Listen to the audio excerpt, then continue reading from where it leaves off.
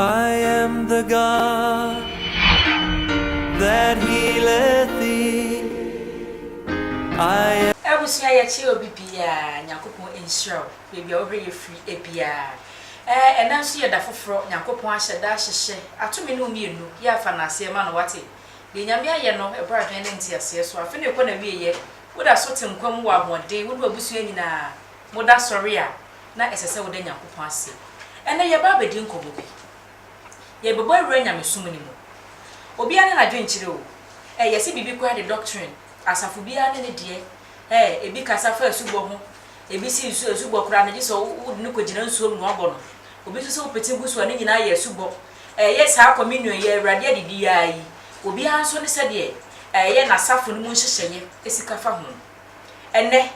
ye bo ade awura ye International Great Word Chapel ho no mo ne ye bo de awura na ye ne evangelist Oben ho no odi ne dwuma we associate pastor me try so fo nketiwa ne bi wo sa safu di mo na ye ne ba be di nkomo ne abusa no kyese be gina dwenche enne wo ba be kira de yankasa se de wa dwen ye wo efa ye communion me kira awrade adidi ho ena afa asubo enso ho onti ase etese e wo ho ebia na fa ba bi no to sini kakra me sra jebra wa tene tena se na dwumadi be ko na wie ye no wankasa be hu sampa ye sum nyame na so be nya ho enti ase evangelist me wa kwa ya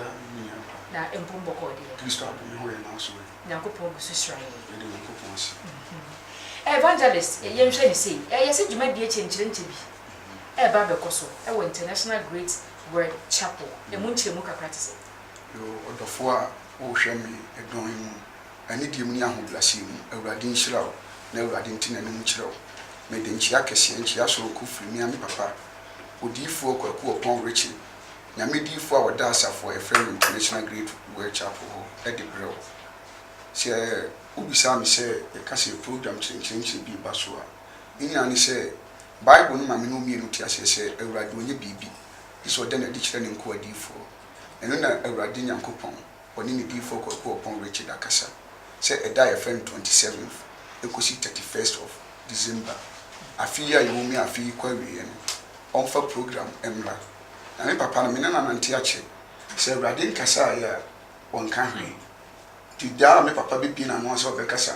ni se awurade din sin bi aple no eno nti na ma program kesiese wahyehyɛ wode ba amaga na man ni na ye ogie ko Bible na me no mi nti ahyese ye ni ayaso ye ni so ani able ni yemla na obeso ye ye fa no hwe no wo awurade fi na nye efie bia na yefi na awurade fi ameka ho asɛm ne ye International Great Word Chapel Ministry enti me program be busa se on se afine ko na wi yesi ya obi aye bi die na ma International Great Word Ministry no ye de dan so anuti e wo so obi timi tu kwan efiri sunwan tachi man oboase dunkwa wo no fe no bepie mu ha nya ba me da wase wabisa de ma ye de ne sonko ene se empanifo se ye dantane dantane di sika boano tie die we no ye danta we sika boano ye ma sika boano ni se oye odifo bi a awurade Nyankopon de tumi ama o man ga na nyina gi tum se de meka ne no kre enye ne ne be hu de odifo ko opon Richard aye ya de edwane HIV ko hepatitis ko diabetes ko enye me di adanse pra ne se ye ya so ye program se ya ama nyame abofo entaban ipie asori fi yes enti enye fadi agro ai ho adanse nyina wo we ya me no kase e betime yin screen so gram obi a wo hwe asa ehu se de make an e no kre enti e program bia awurade akasa no edu sam de se ya awurade onini mahwa wo awurade se bi sam trem na mi sam trem mo be bi sam de me pe na me so ya amam ene odi foko ko pon Richard so awurade no obre no ho asese de mi no mienu nim no nti no okasa osuru som woni no odi fo a wie bi mo kasa e mo suru bi e ma awurade ho esane e be ye nadwuma wasase so se de emre bi atwa mu no Moses mu kasa ye Joshua kan asem bi wo se awurade e ma awia nkoto kopim se medi nkunim ni enim se bia e history keke odi fo ko pon Richard na me hu se wo ye nipa na wo bla ho asem awurade a wo kasa awurade so enemre mu to no ana nei esini so a wo ye no man mu ma me no mienu nyina ye ho adansefo ye momra mu se dwumadie no 27 ye ya woda December ya na ifrasi and 27 for no mu nyoma kakra te say 27 for mu nyoma no Bible ne say asem no de bo wiase wankoti asem na anye bibia oyeye enti obi abeba asori fie se de bia ye no ye de awurade asem no wowawo ye ma wasem no e ma wonya asem no nufusuo asem no wonya mu nufusuo wi a ekotra mu ebedinsen no wawo abeya honam eno nti no 27 for no eye asubo no ene communion ebedi odi fokoko pon Richard Benjamin le no wa kire oman mu ni nyina obi bia beba no obekire odi ehia wo se wo asu de ehia wo se odi communion ti sa da ne ye kire awurade asem kotin no wo de beku fuma wo bia hu no kure no wo se konde kotin awurade ka kire azaya se wana mesuma no odi fo azaya se so am ne meko wo se konde ko kan no mbe tire no nti ase on be hu so mu hu eti ne ya me no ka se wo gitum se ene binum e kan Bible no so mu nti ase e bu mu hu so mu nya hu mu aminka se bi nkire abla na Ethiopia sana na hene no efri Jerusalem se ko Ethiopia no Bible no se no bi odifo Isaiah no bi anu okan no okan die so no nti ase e so no e finance minister wo sana na hene no Ethiopia ti Bible ne da wonye wo manimu a wo sua ene ma wo kan Bible na wo ti ase ne mo se die honhom no etini mu no ti dan wa Philip etuko he no okokire na se enso Philip no nko school da etu ba wo bedru ha honhom no adwale odifo kokopon Richard ene na so funke 20 no papa betimle no wa kire Bible die nti wo so bo asu e kwan be asu ni fa so bo asu die nti wo so di awurade honam ni moja die wutie die ye ma wo ti da ye fe no ya wadane die enipa beba akre beba wonyina enhwe ni mu se ye be kire om die wontie wo so mu die awurade honam ene ni moja ne die nti wo so wo bo asu na 31st ni so be ma oil enwusra die nti wo se wo saka nwusra na de ko bura afafuru no nti se 27th no die ebekọ so wasori fie no jo na fe yenhwe nyankopon ya adoma na de chinye fie da ye 28 eno so die na shebo na de chie efia da ye 28 na ebedi awurade adidi na se communion day holy communion na mami mrem na communion no ye ba betwa hia ho nyina na nyankopon ba ye adoma me ye dibi ana se ye was specific people bia omo na edi sa communion no obi bia da ye friend 28 obetu nan aba so le fi obedi communion ni bi wa obeba bia obedi bi evangelist nyabotere obi obeba wura asori fie bia ya asori fie yimu bia no International Great Word Ministry am obedi communion ni obi bia obeba me nya ba me kan se mo nkire ma me bi ne friend Mary Magdalene Bible si no yi dwamanfo sa na yin ni no by Christo amu so yi dwamanfo Christo mu sa ahun so bitini esa ahun no efri ni mu a obetini ade ne ho the Bible ne say otu ahun so fri ni mu na otu fri ni mu no obedi ne ho asem no na ode ma no eti asem so ni awurade honam no eti boni bia wutimu a wontimi nyae no wudi awurade honam ne mu ja ehye ma wutimi fri boni mu nya bosira ma me sami de enka me ni mu se eno no kwa se wa anka se hwehwe wo mu se wo se fata se wudia efri se menchi a che na menti ase kakra me wo kire se e wo se wutumi eye Kristo ni edrum pempensuo bi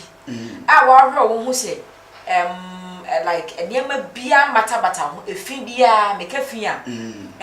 bi ne said Galatians chapter 5 verses 19 ka se kona mani niema ne dadi pefi adwama ho eka ho efi ka ho kunsu papa mu na titwa atani aka yoduabo ensabro ti se ora wo na wo se sa niema ni nyina ne bi eni ho a eno na wo fra wo se wo ye Kristo ni a wutimi eni awurade to nsadidi ne ba ne se na ase menya wura ho nko ade a mitimi di communion abra sa afi yi bi se bi e bata me ho awu se asofo na ma Kristo som atofem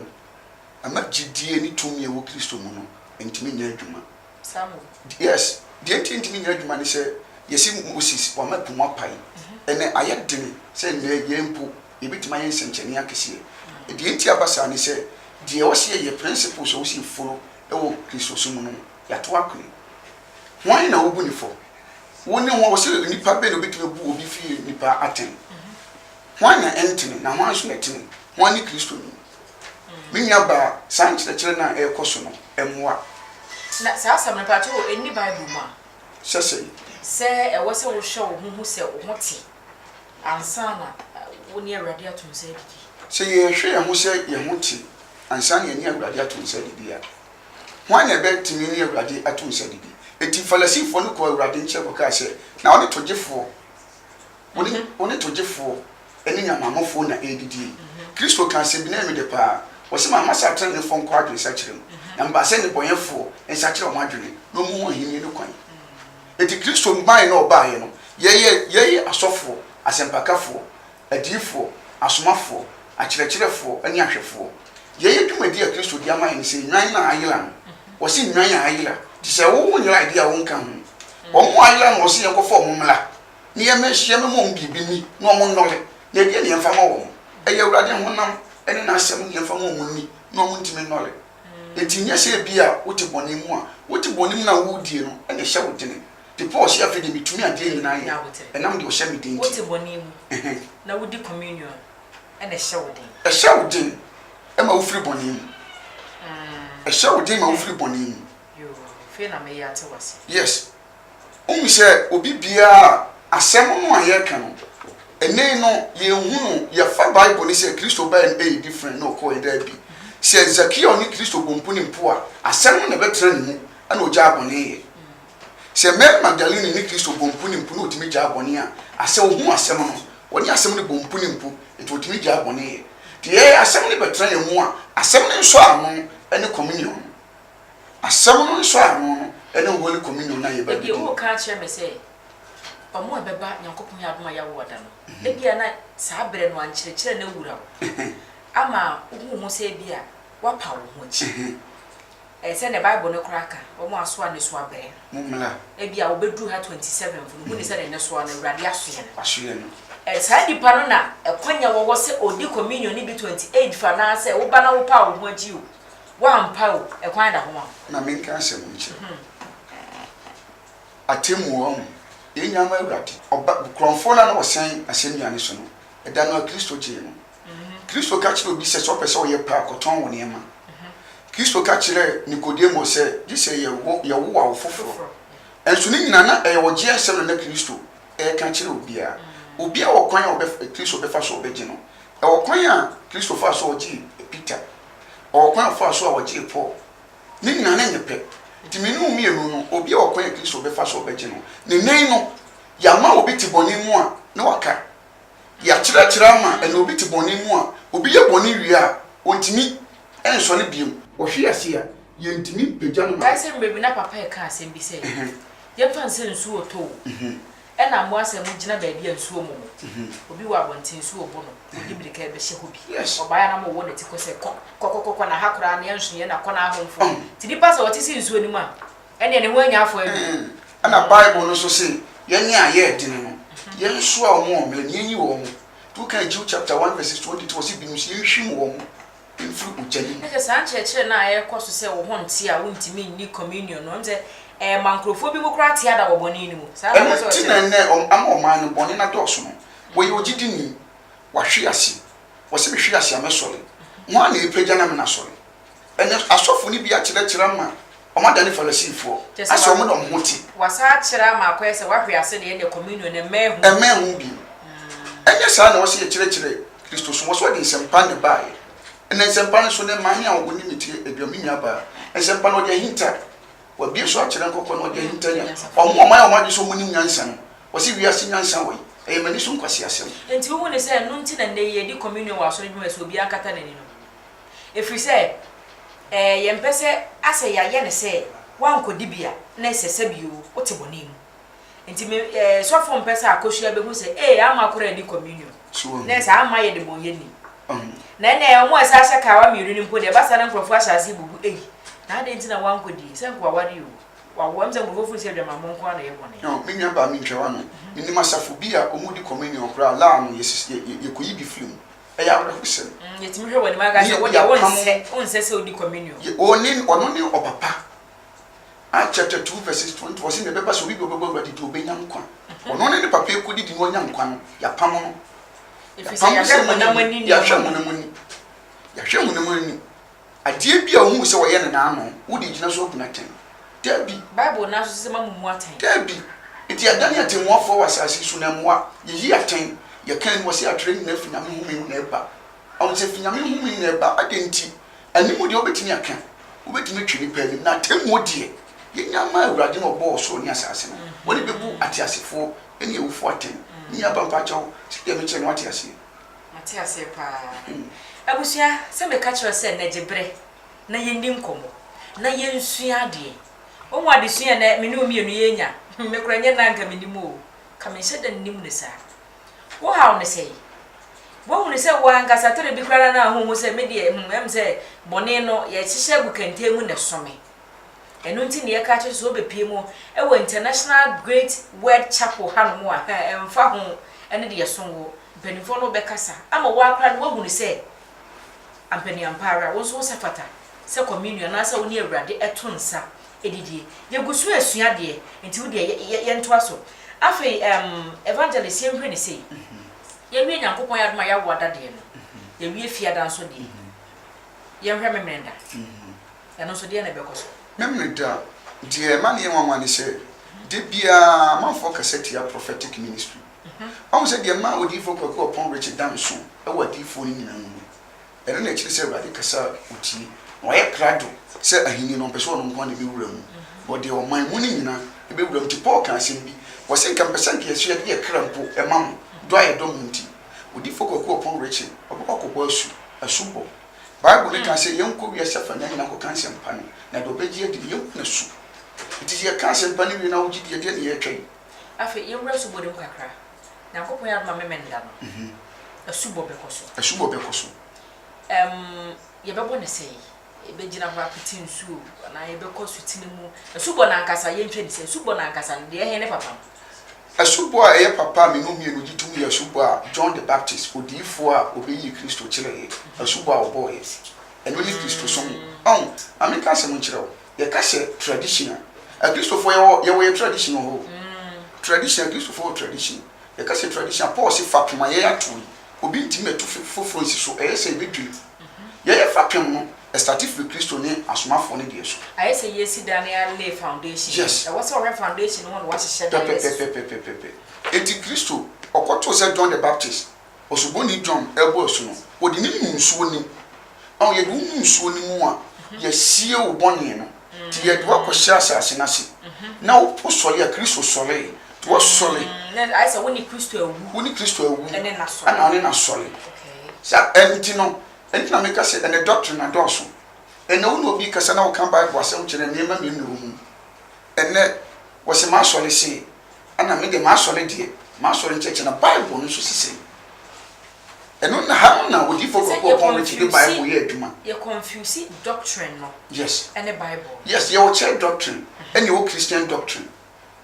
asore wo ni ncheche ana Kristo sum no akasa wo ni ncheche iti ne wan hwe ya wo be kase eti obi wo ho a otiminya asole bi woti asole no anya asole mu adoma chede bo ntimi fampie ba jo se de mche no ti ase enko ba bia na emum no asem no aye wo Bible no no ena ye adwuma Kristo na ye di na chi no a ye nyina ye se wono no kre no a ye di na chi no wono no ekwan no wono no nkwan no ekwan be so na ye fa so e bo na su ye di ni nsuo mu ye di ni nsuo mu no ana wo sole eti ya hyenso de ma obi bia ba ko di na chi ni se du be ni nsuo na so be sore sha pepe ense nyakopo ya mamenda na no bi ne be ko insutine edu kwa kunu ni ya pejawo na mamenhwe dia niema na wo se nipa no etumi hu no ni nipadua mu ansa na man ho kwan se mo na su obia timi bo asu obia wo so obia unse asubo eye foundation of Christianity okay Kristo som insase eye asubo wonya bo asu a waji Kristo atum preko pe wo ya ne ba efie de odi kan ye no wono so ni nipa oba asase so anya boni da enso bo asu ti asubo ni ye sana ho ma Kristo ni bia se wo so bo asu me twi odi ko the book of remembrance and kai mo mani ye be twi odi akon kai mo mani ti awade be kai wo sisi no kan ho ti de bia no yi na bofo so wono nya de na ti se Yesu Kristo no nya mo asu na ye kai na ye kai de ti ame pese be kire se ani se wono ba ye no on say Christianity is another way of life ufi tibia bim aba tibia foforo bim won say tete no na Judaism to mu fi ma ba Kristo so mu no e wo se bibi eye apam ni nso ano enti ayi Judaism no omapam ni nso ano ye twetiatwa wo se awurade kasa kire Abraham se efiri na ekọ won fa twetiatwa nya won ne ntem apam ne mom no kan hu sɛ Israel fo nam ekwan so ba no awurade no ne nim die mu no wɔde epokokɔ no ebo mo so kɔ kan wo nyina fam mo bo so fam ba to sɛ de me kyɛ no ti ase ne mom Kristo baae no ana obɛhye ne kena sɛ wo abɛgye mi ma di na wo yɛ Kristo ni no ɛwɔ sɛ ɔfa me kwan na me nam so di no odifo Isaiah kan no Isaiah Jeremiah chapter 6:16 wɔ se monko gyina tetiatepɔ ba bi ɔkwampa ne da no montie mo bɛte no mu kwampa no no monya krai amonya honya ide ama mo kra ba to se de me kyɛ no ti ase tetiatepɔ ne wɔ Kristo sum no ani asubo no mengusa asubo ankasa Kristo ni emprahe ena twere no etumi kasa mutumi bo asu o Kristo ni bia wo subo ye ba ko pɛ Samu. Ubo asu me ma bo asu ba ko mi mo asu bu. Enti am ye asubo papa ti e duo no nsuo ba ko pɛ. Enti me e bia me kwa asafo Sa bre na mo be 18 years. Na me nhye da nti asubo ase papa de. Na nso me mene da bi ye han ka asi ho. Na ye nyina ye pay mu bu msi ekobo asu. Ye kobo asu ni ba ye no kora no. Bi jai sa asore no sa ko wiase ko ne namoa na nyame adoma kopi asafo bi mu tim kopi asafo bi mu no ya ya nkyerɛkyerɛ bi ama me hu sɛ sa bre na subo na me boy no na me se bible ko ka sɛ monko wiase afa na nyina monko ka nsɛmpa no de wo bɛgye adie no sa bre na me nhyɛ da nyini asa ne ye kɔbɔ na me so me di akyire kɔbɔ obi ɛnɛn na me hu ne sɛ me bo asu a ɛyɛ firi sɛ mate Kristo so mase bitumi sa bo bi mu a awu sɛ asubo ene na wa be hu no kre no eye pamuka obon ti asubo dada no eye adwuma papa asu wo ye Kristo dia dada Kristo no anasa do aba wo so obi ntumi nye bibi sɛ gya ne di firi so ayede ama ti gya ne di firi so ama wa wasa ko ba foforo sɛ wo gyae ko agya ne di ama wo Kristo sum no enya asɛm kitwa wo enya obi a ne betuma firi no sɛ Kristo ni sɛ gya no kura sa de be hyɛ wo ma agya na mfa firi so ama wo ntumi to dia kan so be pamuka obon Itina Peter ebisa Yesu se emprahin ana me yokofum na me fanche wo se emprenso ano se da bi no kura me se wo se emprenso ahodo abi so so ba che wo se de me che no tiase enti wo fon wo ye boni pam kan oboni wo pam kan oboni a ne ba no sabre na se subo dada na afrase ye adwuma wo ba che wo se de me che no tiase ba enu ntina de bia me ka se nsem na hinta ti se wo ahu so ansem wo ye a wo ye Kristo ni enso na obonsam ewia no bible ne si trim we ya mu ye fo ye de nam ye ne kwado anho anani eti se anytime bia ne yaka bibia to trim to wa sha se so obon pa ya no obonsam bi na tense on tene ya se obon pa ya onim de odi twade nko ne sofo aka enti no bi wo no ma se otoboni mu ana ne wayi na di kura efiri ya sofo no ya ni a awurade dia toto dwumadi na no ya na ma we nyina ba ye ntimi nso mo mle yo no eni ntina me ka se de wo hwe me no wontutu mirika na odi fo kokopon rechi di nasi se wo pɛ no kre no ahuna wo de ebla se no kre no na se wo pɛ wo gye ne fa ahodie nyame asɛm krogye a bla international great chapel ne bi hye odi fo kokopon rechi wo ba asɛm pa no wo de ahinta no wo be bie so no kre no a asofo bi ntimi nka no wo de wo ba wo yɛ krado se wo gye nipa ma Kristo ntino wo bɛka no kre ni nyina ama wiase nyina hu no kre no Abusua se me ka kire wo se enejebre ni nkomo na wo besua de ade ne me nkwa na mesua me ne omi enu nyina ana yesua ye ba sisia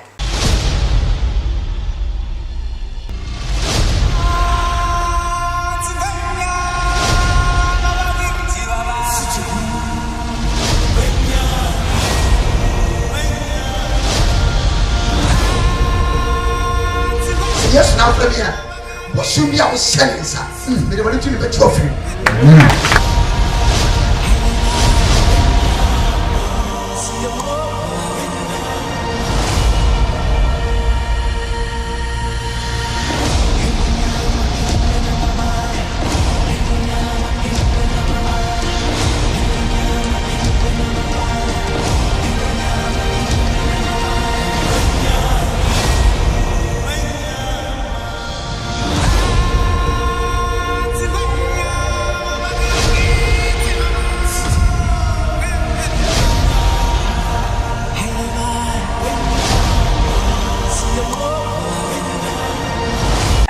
se me ka kire wo se ne yesua de ankasa evangelist oben so wa ha ono so wo kire ama me no mi ri na enya ho antiase e wo Kristo sum mu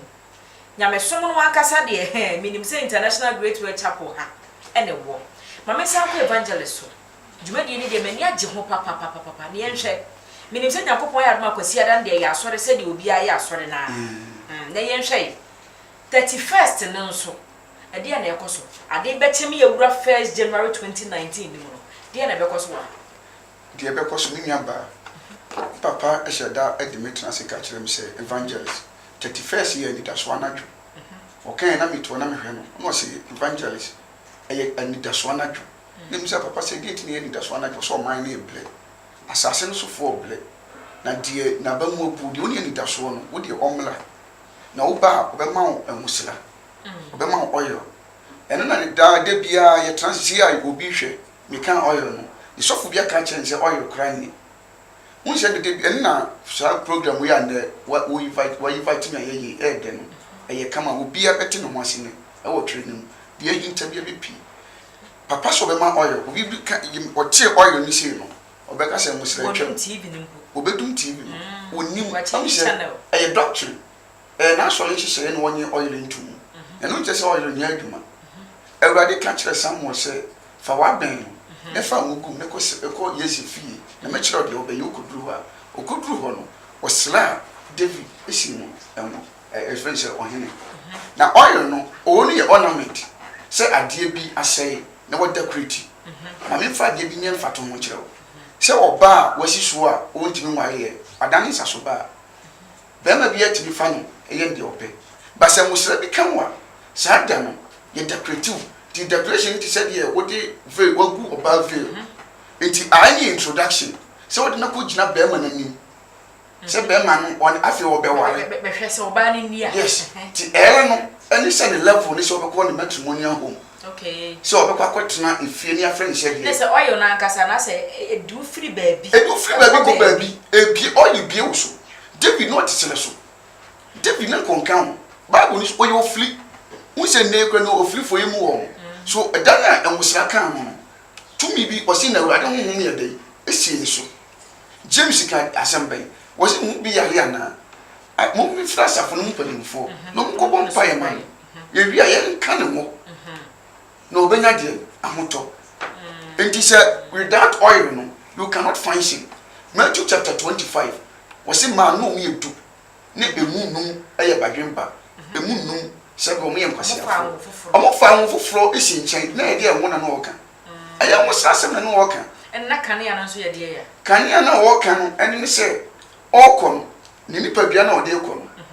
wa prepare no preparedness e moto ho ama ba jo se de me chere wo ti ase wo se ye nso kane ya emfa nsuma ye de se kane adua so na asen ama obi ahu bi wa wo ne kane ya na na sa ye frohia na no mo kono na no so ho na no mo kohia no enwosra ni wo mu a wontimi hia Kristo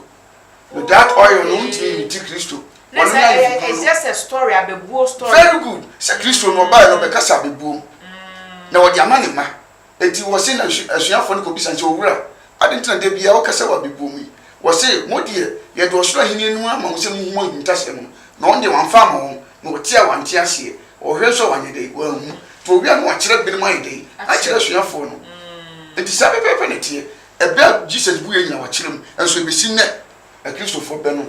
the anti-asia. Not me patch oil no, Obia need to me, you see. And I just said, you were friend, I may just say Phoebe to say the American for community, you may. Oil na year, Jumama will be a nase, this all real nipper, who say, Jamamon to me, if any moon can't be any more, and Sana, Trena Macama, Yakan. Yea, oil na ye can hear oil, a anointing oil, if you say anointed man, who did focus upon Richard, and I show me. Oil be oil. Memo no say obi an sta so ewo ni musomu a na aye anointed ti edu me kwa awurade timi di nsuo o kan Isaiah wo se me hwie nsuo go no su komde won so na emusra an wo kan me ka se Bible mu kura obi na ni fira aye awurade ye se won ko hobro no yes ni na emusra ne kan mo na ni biye an say Isaiah chapter 10 verse 27 say emusra ni nti enko mi na be ebe papa na wo de na wo kan ye fe bi grace adom ni say Awurade ni no wakwa apam na sa apam nti wogine oni ni fiefo Awurade no odi foko ko opon Richard akwa apam ti sa apam no e bia wo peba woni bi e ja no ba mo se ne ye no adwuma nti ne ba no benya e no ya adom bi ka wo nsem fata but it said the bear ni moto ni se onyankopon tumi tiase na da so ye adwuma ni ntino e wo so wo se nyame tumi bi wo ho na ye omu adwuma na emu aye omu adwuma wo ha grace no aso so but o kra ne de wo abakwa koye omu adwuma na se 31st na de anya agro wo den dwe enya sem keto akra da no obi bi obenya sa oil no wo ade wo hwe anim 2019 no yedie because musra bia papa na ko mpa ya guso wa bi se na urade no wa kire de won fanye no no aka so musa urade kura wa ye odompo mfa ma enya sem keto papa onfa akwan onya akwankyere basa basa this free surava yes se papa be di bibi be ma wa e wo sa dan CP edi papa nyi wo mo even na dwumadi mu mpokura no o hye nkom a o hye nkom fa ni agro se de kan entertainment prophecy da bi se papa urade ka se sori na me fa bi nyem fa ntumi nwa ba bi ba ha se ya o se urade se men kan chiro se yaje aba mo jam ye HIV AIDS ye boma urade din na matwam eye prophecy ne bae obi no bo urade din ana o se akọ okọ check ye na ekọ yes eti wono no onye entertainment prophecy wo ye odi ne dwuma utimi se na niabre papa na podema ma urade adwuma nkasa chese osuro urade hu suro ewo ne mu eti so wo de ohun mu a no mu sampa wo share the right man of God wo difo a wo share no ne seso eni Moses mu ne seso ni Elia mu nti minya no manwa se oman no ebi frɛ no Ghana Moses ebi so frɛ Ghana Elijah okay yes urade hu suro wo ne mu na tumi ni so de eye adwuma wo ne mu eti 31st no wo se ye ni daso anadwo eni daso a yenya o se obi ewo amane bi mu obi me kasa obi hwɛ me o how ni amane bi mu papa say sa program mo nyinu mfiri omla o me tie urade adidi o mo asu bebo na su na 31st ye de wosra bia kan na 2019 ye die kwan na ye de abia ma ayo abusua na chese de be koso ewo eye International Great Word Chapel free 27 ye ya wada ekosi 31st ye juada no na ye bubum e de ama wo no utifie wo ye den o twen den o maje wosra mfa nwura free 2019 ni mu fa ma be sha urade nsa wate fa okunu be sha urade nsa fa wade be sha urade nsa fa wo yire bra fa odwuma bra na ne papa nhia one on one mommo urade di na mommo mpaye na be hu senche na be si 2019 mu e de ama wo evangelist